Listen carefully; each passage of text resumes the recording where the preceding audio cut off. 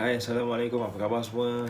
Saya harap semoga anda semua dalam keadaan yang baik, sihat sejahtera bersama dengan keluarga tercinta. Okey, hari ini bersama dengan saya Amirul daripada My Hartanah Solutions, yang mana hari ini kita akan sembang santai berkaitan dengan ilmu hartanah yang akan saya kongsikan dengan anda. Hari ini kita sembang berkenaan dengan satu isu yang agak popular juga dari kalangan masyarakat kita. Apa dia? Iaitu berkaitan dengan hutang.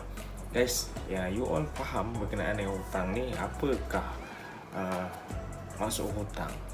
Hutang ni sebenarnya adalah satu benda yang biasa kita akan kaitkan dengan perkara yang negatif, perkara yang tak berapa baik.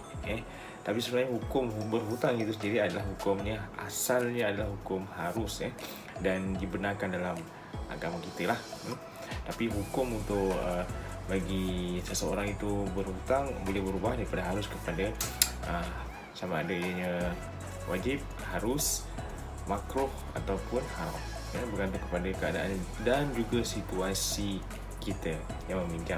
Jadi dari segi istilah ilmu kewangan ataupun dalam konsep kewangan dan juga pelaburan, hutang itu dikategorikan dengan dua jenis hutang, yang mana kita akan sebutkan di sini.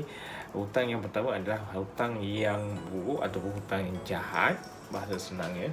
Yang kedua adalah hutang yang baik, jadi bad debt dan juga good debt.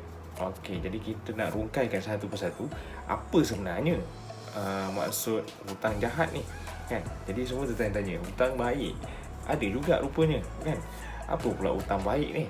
Okey, jadi kita cerita dulu hutang jahat.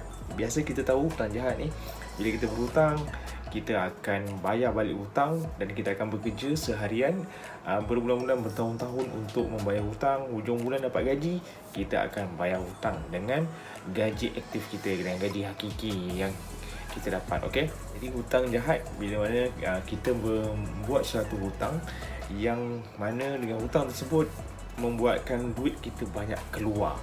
Jadi dia menjadi expenses, menjadi bebanan dan juga tanggungan kita untuk membayar semula hutang tersebut dengan hasil titik peluh kita sendiri. Jadi kita banyak kena keluar duit untuk membayar hutang jahat. Okey, kemudian yang kedua, hutang jahat ni biasanya mempunyai susut nilai yang banyak. Jadi hutang tu mempunyai nilai yang mahal kita ambil, kemudian kita nak jual balik tak boleh. Ataupun bila kita nak jual balik, hutang tu menjadi murah dan kita kena bayar ataupun top up dengan duit kita sendiri. Okey, dan tak cukup dengan hanya menjual hutang-hutang jahat ni. Jadi contoh hutang jahat ini adalah hire purchase, pembelian kereta dan kenderaan. Bila mana kita beli kereta, kita bayar dengan duit kita sendiri, itu adalah hutang yang jahat. Kita kumpul duit penat-penat, kita bayar maintenance, kita bayar bulan-bulan, kemudian kita bayar rotan insurans setiap tahun. Okey, jadi itu merupakan satu bentuk hutang jahat.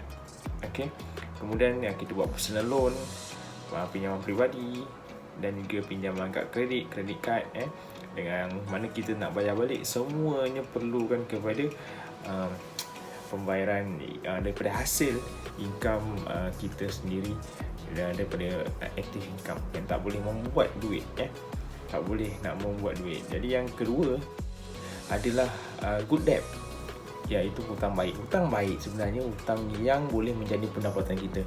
Daripada hutang tersebut kita boleh buat lagi duit daripada hutang yang kita buat. Contoh ya, hutang tu kita beli amount dia 100,000, kemudian dalam masa beberapa tahun kita gunakan hutang tersebut untuk pelaburan. Okey, lepas 10 tahun kita jual balik hutang tersebut. Dalam masa yang sama, hutang tersebut dibayar oleh orang lain. Okey, kita buat hutang 100,000, kita buat 100,000, tapi yang bayar setiap bulan installment di bank adalah orang lain. Jadi kita gunakan konsep OPM, other people money. Jadi mereka ini orang yang menggunakan servis kita, membayar bulanan di bank bagi pihak kita. Okey, lepas 10 tahun hutang tersebut nilainya tidak ada susut nilai, bahkan nilainya semakin naik setiap tahun demi tahun, sehinggalah kepada tempoh matang kita boleh jual dan mengaut keuntungan. Okey, yang pertama sekali hutang tersebut dibayar oleh orang lain. Yang kedua, kita dapat lagi capital gain, keuntungan daripada nilai hutang yang kita buat daripada 100,000 menjadi ke 200,000 ke 250,000 based on kenaikan hartanah itulah bergantung kepada lokasi sama ada strategik ataupun tidak, dan juga faktor-faktor yang lain. Okey, contoh dia, saya beri contoh pelaburan. Kita meminjam untuk membeli hartanah ataupun properti. Kita beli rumah lah sebagai contoh. Kita beli rumah nilai 100,000 dan kita jual lepas 10 tahun dengan nilai 200,000. Kebiasaannya hartanah akan mengalami kenaikan 8 ke 15% di Malaysia, bergantung kepada lokasi yang strategik lah. Jadi untuk rumah tersebut kita buat pelaburan dan kita sewakan juga kepada orang lain. Jadi orang lain yang tolong bayarkan setiap bulan kepada pihak bank. Jadi kita telah pun dapat mengaut keuntungan daripada hasil sewaan dan juga hasil jualan. Jadi itu adalah bentuk salah satu hutang yang baik ataupun kita katakan sebagai good debt. Okey guys, setakat ni boleh faham? Okey, itu saja untuk kali ni. Jadi sharing is caring. Jadi kepada anda, stay tune. Lepas ni kita jumpa lagi untuk next video yang saya akan kongsikan kepada anda. Bersama saya Amirul daripada My Harta Solutions. Terima kasih guys. Assalamualaikum. Bye.